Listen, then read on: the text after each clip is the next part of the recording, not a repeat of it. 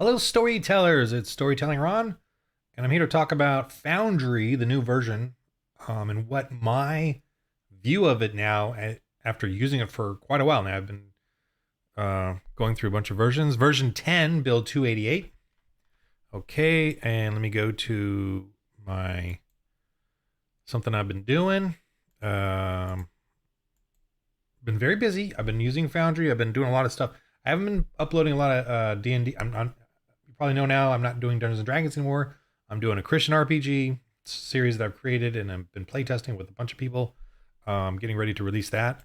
But I wanted to show you how I'm using Foundry, and this is for any of you, not any role playing game. But my view of Foundry now is not really. I'm not completely sold on it anymore, like I kind of was before with all the effects and stuff. I am using Foundry, so there's that. And I appreciate that I bought it once and I am not paying a monthly thing, so there's that too. I'm using it very minimally though, and I'll show you the reason being, what makes Foundry powerful is that you have all these modules that do really cool things, right? And as you can see, I'm trying to use the minimal as I can. Mainly, I'm using the 3D dice, and what else? Quick scale I really like because you just hit the two brackets and the tokens can just scale by just using the the buttons. So that's, I'll show you that real quick just for the heck of it. You got a token here and you want to resize it. I forgot which key I'm using. Oh, there. So you can just make sure. Yeah, you can just resize it really quickly. So that's what that module is. That's quick scale. And stream view I'm using. That one's because I'm, when I record, I get a separate window that just has sort of the neutral view of not the game masters, and it's not the players. It's sort of a neutral view of the screen, so that people can. So that's what you see when I create the recordings. Now, the reason I only have a few is because I am an old guy. I'm not on top of. Look here. This right here denotes how every time there's a new version of see, look at that compatibility risk. I'm not using plutonium here. Compatibility risk for the pointer and pings, which I really use this thing. I know they came out with their own, but I Foundry, every time it does an update, you don't really know what the heck is going on. And you don't know what their new features are. And I mean, they kind of list them, but there's no like manual. And maybe there is, but I'm an old guy. I don't know where the frick this manual is, or the website, how updated it is. It's not easy to find this information. I guess you got to be on Discord and you got to ask meekly, and hopefully nobody insults you or whatever, demeans you with a response. I'm not saying people are necessarily mean, but there's a lot of people that are curt, very curt in the response, and you feel like, has someone else already said this? And I don't want to sit there and search or whatever to find out how to use something. And so Foundry is becoming to me very annoying. I guess if you're younger and you're on top of things and you're crazy and addicted and you and you want to go for it and whatever, fine. But to me, it's a tool, and it's like I have a hammer, and then suddenly they just put a bunch of screws in the hammer, and I'm like, why are these screws in this hammer? I don't know what it catches my hand and cuts it. Why? I don't understand why you guys put screws in there. Can someone please tell me? You should follow the Discord. Maybe I shouldn't.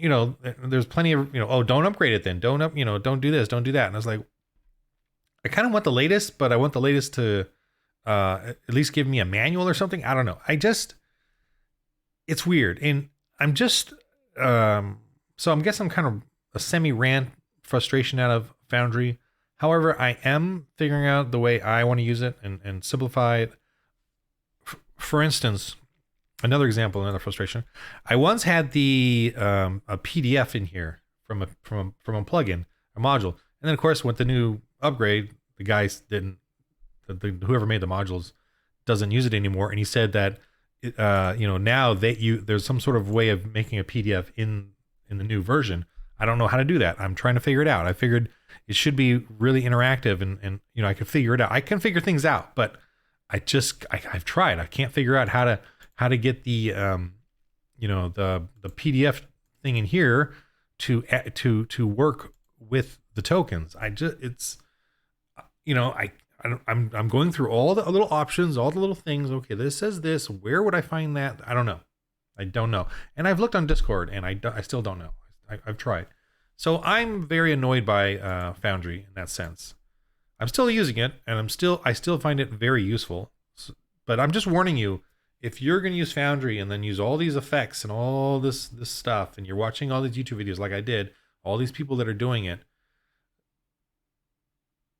and then a new build comes out, and you're excited, you want the latest, and see all the new features. It suddenly you're going to spend the next week trying to figure out all the crashes or not crash. It doesn't really crash; it's pretty stable, but all the modules that don't work, all the things that you were using before have changed. And this is like literally you've created a whole campaign, all these effects, all this stuff around these modules, and then when you update it, and then they tell you like, then you can't use it anymore, and then they tell you like, well, just back that up. But it'd be cool. Like I remember in Minecraft, right? You could have different versions of the game, the different builds or whatever. There was something cool that I recall back in the day. I don't know what's happening to it now, but I do wish Foundry kind of maybe you could always keep version 8 and everything in version 8. You could just store it and keep that, and then version 9, version 10, or whatever. But they don't. That feature is not in. That feature is not in there. All the features are not whatever. I took out all the lighting effects. I took out everything. In this Christian role playing game I'm doing, and we'll be releasing it soon. So please follow if you want to be a Christian role RPG dudette. It's going crazy. I'm pretty excited. I don't want to talk a whole lot about. Well, I do, but anyway, I have a Discord, Storytelling Ron. I'm not all savvy and everything, but I do have a Storytelling Ron Discord for Christians, and I'm a evangelical. I'm a Christian creation, Calvinish conservative Christian. But anyway, so this, if you want to come join some play tests or whatever, let me. I am busy. I've got a lot of sessions every day. I'm just not uploading them to YouTube because I'm working that out yet with a partner about when we're going to start releasing, and I've got some big productions coming up, so I'm going to figure all that out. Anyway, what I'm doing here. So what I'm showing you is this little swamp thing here, and this is cool. I had a mom and her 2 kids play test, and little 8-year-olds praying and playing, and it's really been great. It's really kind of fascinating to see how I'm developing in the game as a game master, because I've never game mastered called Grand Ministered as a Christian setting with real Christians. Anyway, but it's been pretty fascinating. Anyway, so the way I'm using Foundry now is I'm just simplifying it. I'm not using these guys. I will put in. I've managed to figure out how to put their hit points here. I do have hit points and armor class, so I've kind of managed to figure that out. Although this is not accurate, but whatever. I have managed to figure that out so that I can at least do the subtraction for hit points. That's all I'm using there. And I can actually type in the characters here. So blah blah blah blah blah blah blah blah. And the character stuff is pretty simple in my game, so that's okay. But I'm not relying on Foundry at all for the game. I don't want to anymore. I'm doing all my information now. I'm going back to the InDesign. Besides, I like that better anyway because I can make a PDF of the game or adventure that I've created so that I can share it with you guys. Foundry, to me, I just don't trust it. I just don't want to. I don't want to commit no freaking way. I'm gonna stick with pen and paper, man, because I just do not want to commit myself. And I suggest to you, if you've got some big world you're creating or campaign, do not put it all in Foundry. Create your stuff on a document or InDesign, which creates PDFs and whatever or documents. Do it in a program that is reliable and whatever, and then piecemeal it in Foundry at a minimal for minimal whatever tasking or whatever, because no way am I gonna put all my stuff in there. No way. I would not create journals and have your whole world in Foundry, because from version 10 to 11 to 12, you don't know what's going to happen and what you're going to lose. So forget it. So that's my suggestion. You keep it minimal. This right here obviously is very minimal. The way I'm doing the maps are these very easy printable, for paper and pencil. Oh, that's a token. But these are all very printable, just black and white modular little pieces, set pieces that the kids and the families can print out and then make their little swamp or marsh area. And what happens, let me go to another, this one. So what happens is when they do these, when they go on these adventures and stuff, instead of using like lights, like to see where they're going, I just hide each piece. So if they go to a mine and they go into the mine, and they have a light, I'll just reveal the next piece as they go down into the mines, and then the next piece for when they're exploring an area. So these are hidden, obviously, to them. And this is just like as if you were at a table and you place down the mine entrance, and then they got their little tokens, and then these are the slaves in the mines, but they got their little tokens, which are over here actually. Because I'm in a show right now. This is a show with some actors, but they got their little tokens, and let me just copy and paste it just to show you. Say one of the guys comes here. Now the tokens, I have paper tokens so that you can easily print them out and fold them and have little paper tokens of the characters. Very, very quick and easy. And this is what I used for the other thing as well, for Dungeons and Dragons. But this you can throw on a table very, very quickly and very easily. And then reveal each piece. So that's what I'm doing in Foundry too. I'm keeping it very simple. I am not committing my world to Foundry at all. I'm keeping the lighting very simple. I'm keeping the way the ranges are very sort of short, medium, far. That's it. I'm not worried about how, if it looks like you can reach this group of slaves in a turn, that's fine. You reach them, whatever. These are all hidden right now. These are the pagan horned ones, and these are the slaves that they're freeing. But anyway, so that's what I suggest for Foundry is don't only use it exactly what you need minimally. Let people have a pen and paper. I do use the dice though, because I want everyone to share visually what they're doing, or their reactions to the dice. I want everyone to have the same reaction timing as far as what you roll. So I do that. But they just use the dice with their pluses and whatever they need. And then I appreciate having the chat here so I don't have to add it myself, kind of thing. So there's that. That's it. That's really all I'm using Foundry for. And yeah, the character. Okay, I already said that the characters have that. The reason I have the -2/4 is for 2 rounds he's at a penalty of D4, which is my game system. That's what that means. I'm using the feat thing for that. I figured that out. At least it's a good way of reminding me of which characters have penalties or whatever. So I'm using that for this.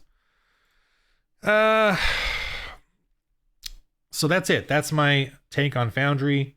Don't commit anything. That's my recommendation. I think it's worth it to buy it and use it minimally. Use it, for online purposes, or at least the way I'm doing it. And you can use the lighting in it. Use the default lighting. I would use only default as much as possible, because if you go and use the modules, and look, maybe the module makers are going to be annoyed by me by saying this, and I'm not trying to denigrate or dog you guys for what you're doing. I'm really not. I'm sorry, and I apologize if I guess I am hurting you at the core here, but it as a game master, I personally can't do this. I can't keep, I don't want to do any, I don't want to program or script or anything like that. And I have a player who loves it, and she also DMs, and she loves it and just is so into it, and she knows everything. So maybe younger generation, it's okay. To totally go for it and commit and then have to rehash it every time there's a new build. But me, I'm older. I don't want to do that. I'm too old and addled in a brain or whatever.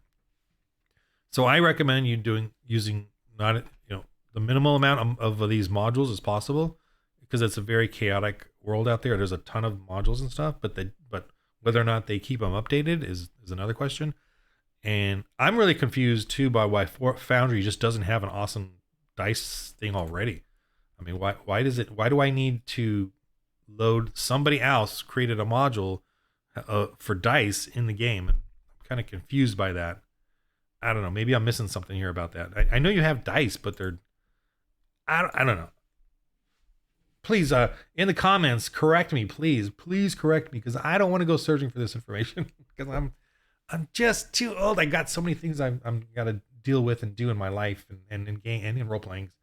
I need my tool, to be simple and work. And that's my philosophy on this. So I'm really paring it down to exactly only what I need. I need a pointer thing so I hope this thing stays. The quick scale is really handy just to make the tokens the right size. Cause the way to make the token the right size in the game in Foundry is very clunky, I think. You don't see a preview of it. You have to guess and then save and update and close it and then see it change its size, which I find, right? Let me show you that real quick. And if I'm doing this wrong, please let me know, because so this Horned Brute guy, okay, I think he's too small. I want him bigger. Okay, I got to do this. I got to open it. I got to go to appearance, and then I got to do this. Oh, I do see it. Oh, wow. See, that's new to me. Before, I couldn't see the size. Now I see it.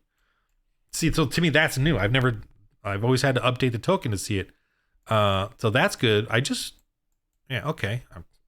That must be one of the new features I didn't even know about. See, I don't even know. I have to figure it out. But it's weird because I've done this so many times with this, and this is the first time I've actually ever seen it change.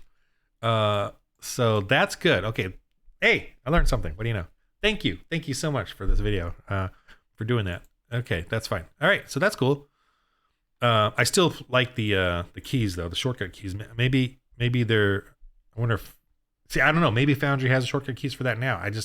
I don't really know where to find this information at. They seem to do all these updates, and then I don't know. I don't know where to find all this information. I know I have the Discord thing. Where is it? Foundry. And I don't really know Foundry that well. So here, I just don't know where to find the information. Let's see. Let's say resizing tokens, rescaling tokens, or just scaling tokens.